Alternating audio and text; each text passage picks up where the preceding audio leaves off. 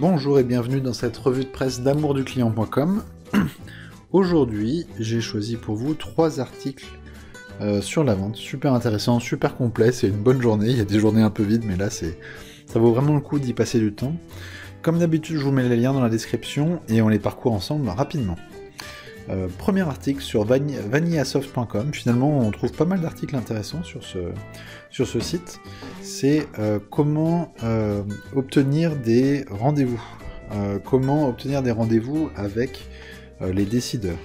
Donc c'est forcément un sujet qui nous intéresse tous, et regardez, voilà, je vous montre le sommaire, c'est un article assez complet, donc je vous traduis ça rapidement, après faut passer le temps, parce qu'en fait c'est une revue un peu de la méthodo, comment bien se préparer, et comment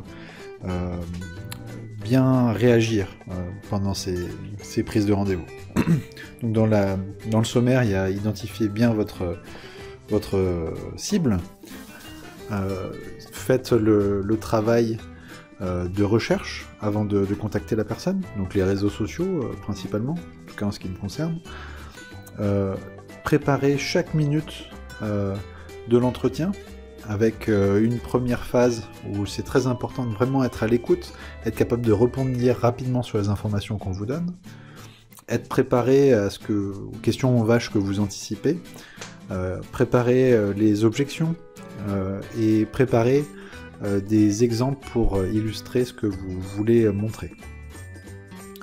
Après, il y a le savoir-faire, mais il y a le savoir-être, donc toujours être respectueux, mener l'entretien tout en étant complètement à l'écoute, de façon tout à fait humble, et puis être très connecté, voire reconnecté, parce que souvent avec les échanges à distance ou dans le cours de l'entretien on peut perdre quelqu'un, il faut toujours chercher à reconnecter, recréer le lien, maintenir le lien.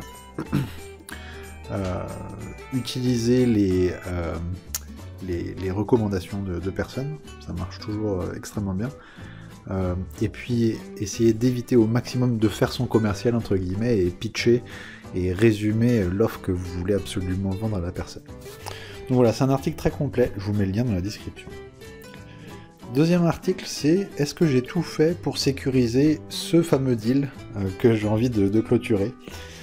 Et là aussi, c'est un article un peu, pas fourre-tout, mais très complet, voilà, sur tout ce qu'il faut avoir en tête, tout ce qu'il faut faire pour réussir à sécuriser ces deals. Donc déjà sur le savoir-être, justement, donc il y a pas mal de choses sur le savoir-être finalement, bien s'habiller, être humble, être réactif, et puis ne pas faire simplement ce qu'on nous demande de faire, essayer proposer des choses. Ensuite, il y a forcément la préparation, être préparé, être à l'écoute, faire des propositions sérieuses, etc. Et après, il y a la persistance, forcément. C'est pas une fois qu'on a fait la super présentation, que ça s'est super bien passé, qu'il faut juste tourner les pouces et attendre un retour. Il faut garder le lien, rappeler, savoir comment ça se passe, etc. Troisième article sur vstage.com, donc je crois que c'est la première fois que je partage un article sur ce site.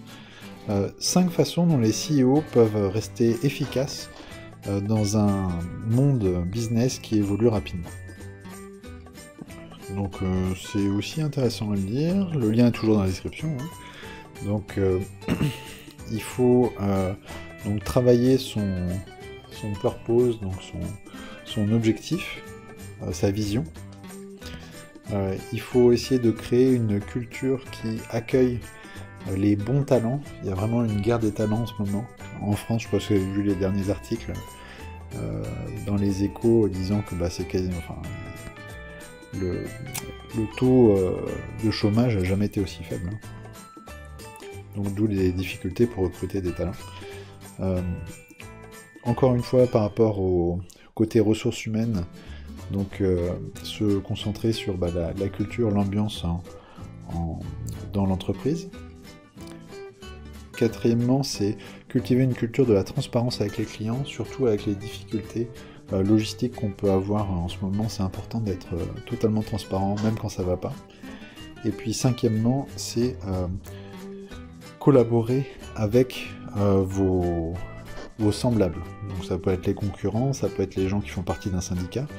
L'idée, c'est de pas s'isoler et de vraiment s'imprégner de tout ce qui est en train de se passer dans son environnement. Je vous mets les liens dans la description, je vous souhaite une très bonne journée et à bientôt.